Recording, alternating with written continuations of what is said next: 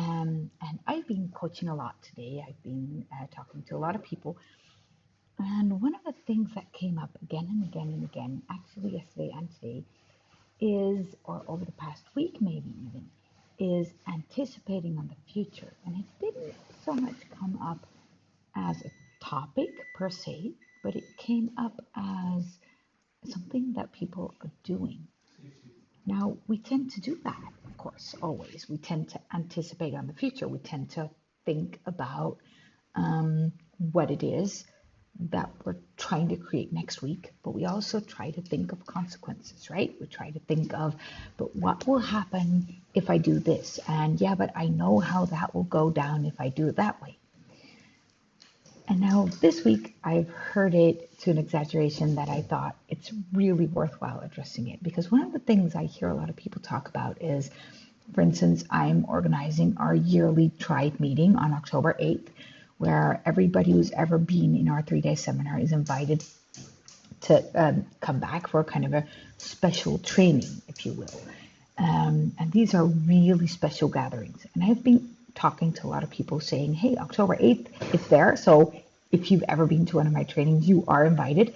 And one of the responses I'm getting this year more than previous years is, well, I'm holding off buying a ticket because first I want to know who else will be there. And that's so interesting. So because then I ask, who else will be there? What do you mean? Well, first I want to know if the right people will be there and if it's worthwhile coming. But you're the right person. So if you buy a ticket, that you're there. And if everybody's waiting, then nobody is coming, right? But that got me thinking about, this is just one example, by the way. A lot of people also are talking about, well, I'm going to hold off building my business. I'm going to hold off pushing through on this plan. Let's just wait a little bit because we don't know how these things will pan out during winter. And it seems different, but it's the exact same thing because we're creating the future, right? We're creating winter. We're creating how a day like a reunion will go. We're creating our life by being present in life. Now, of course, we try to anticipate on the future. By the way, if you ever try to anticipate the future, put me in the comments. I can't comment right now because I'm broadcasting through Ecamm Live, but it's definitely me as well, right? We try to think about what will happen if, what will happen when, what will make it worth our while. We try to set up all these things. But if we want the future to go as best it can, what we need to do is be present in the moment. Be so present that we can listen to something bigger, that we can see what's really going on instead of all the trauma of the past that we're projecting onto the present moment. And then respond instead of react. Now, this all sounds really easy, right? Read one Eckhart Tolle book or one whatever guru book, and you will hear all these things. The problem is not that that's not true. The problem is that it's not always so easy to do. Because our mind will keep telling us, yeah, but if I do that, that will happen. Yeah, but I know what will come from this. Yeah, but you know what? I need to see what's really happening. If I need to see what's really going on, and once I'm certain, then I can take a decision. But the biggest problem is that we are creating the next moment through our response to the now. And I want you to hear me on that, because if we're not aware that all the surroundings are influencing our decisions, then they're influencing our past trauma and creating a response from that. So what am I saying here? What I'm saying here is that everything we see around us, we can see basically through two lenses. We can see it through the lens of our traumatic past that we're projecting onto the now, and then we can react from that, right? So something happens, it hits a trigger, and we start reacting from that trigger. But if you're really present and you close all those doors to the past, then what happens is that we actually don't get triggered by what's going on right now, but what's going on right now actually starts to feed a different source, and that starts to feed the source where all of a sudden we have an idea and we act upon it, and that means that we're responding to what's going on right now. So for instance, I could deliver a training seminar completely created up front, trying to react to what the audience is doing and look at how are they responding to me, and then react on what's going on there to keep my seminar the way I planned it. Or I can stand there knowing how I want the people to walk out, not having a clue what, well, I do have a clue how to get there, but not really being able to let go of all of the things I believe should be happening, and then responding to what is present in the room, trusting that the right thing will happen between me and the audience. Now, of course, that means that I know what I'm talking about. Of course, that means that I've prepared myself. Of course, that means that we've done certain things. But one of the most important things that we always need to do is make certain that our triggers are not in charge of the things that we're doing. Because if our triggers are reacting, then the future is going to be created from those triggers.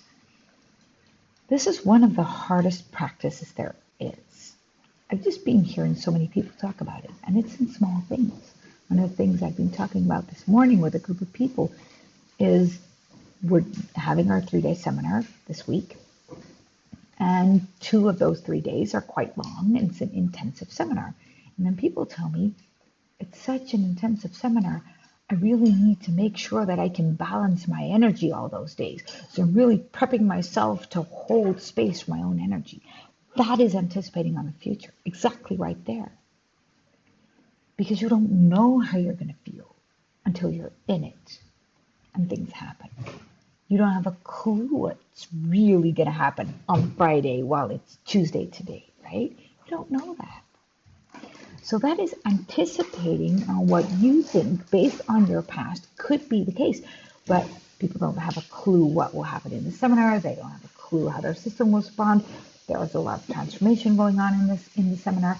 So we don't really know what will happen. We think we do based on past experience. But just as in the stock market, past experience will not guarantee your future, right? Not for the better, not for the worse. So what we need to do is we need to let go of all those assumptions and just step into it. And that's scary as hell. Because if we just cross that threshold, not really knowing where to hold on, then how can we be certain and safe? So what I believe is a great way to run your business in these times of crisis is to have that holding on inside of you and being able to hold on to your soul, being able to have certainty because you know how to create space for the divine talking through you instead of for you trying to take control, for guidance from wherever you believe it to come from. I call it God, but you could call it the universal love or guidance. I don't care what you call it. But what we need is we need to create certainty around the systems that are giving us those intuitive hits, that are telling us and guiding us and showing us and clearing the way for us. But we can only do that if we clear the path so that we're actually able to listen to that. Now, this might sound very woo-woo to you, but I want you to take me seriously on this, because in these times of crisis, there's nothing outside of us to hold on to. Things happen so fast, they shift so quickly. All we can hold on to is our soul's mission, our true self, our true nature. But if we don't clear that from the past trauma, then all we have to run our business on is an idea of what we think fueled by trauma triggers. And what we need today in this moment is us being able to listen to something deeper, listen to what we really need to do. And there's beauty in that. That is what makes life beautiful. Of course, it's uncertain. But you know what? Life is uncertain at the moment. Crisis after crisis is appearing. Life is uncertain. In my part of the world, there's inflation, there's climate crisis, and nobody knows how the winter will hold with COVID. So there's all these questions. And if we're trying to create control around these questions, we're doing it in the wrong way. Anticipating on the future should be you anticipating on how to make space, to breathe, to listen from a different place, and to respond instead of react. That was what I wanted to talk about today. I actually I shared a beautiful poem around this with my newsletter the other day. I will share it again tomorrow. Maybe I'll actually read it to you guys because I really want you to hear. The world is out of control. Well, you know what? We're on a planet next to the sun with too many people on it in a universe that's so big we cannot even fathom how big it is. And there's nothing we're really having control about. We have control about one thing, and that is we're going to die, right? Humanity is going to stop existing. That's what we know for certain. That's the certainty we have. That's all. There's not a lot we have control over. But we do have control over one thing, and that is how kind you are to yourself, how much you allow yourself to breathe, how you deal with whatever is going on inside on an internal level, and how you allow yourself to respond instead of react. Anticipating on the future is one of the most dangerous ways of actually running a business right now in today's world.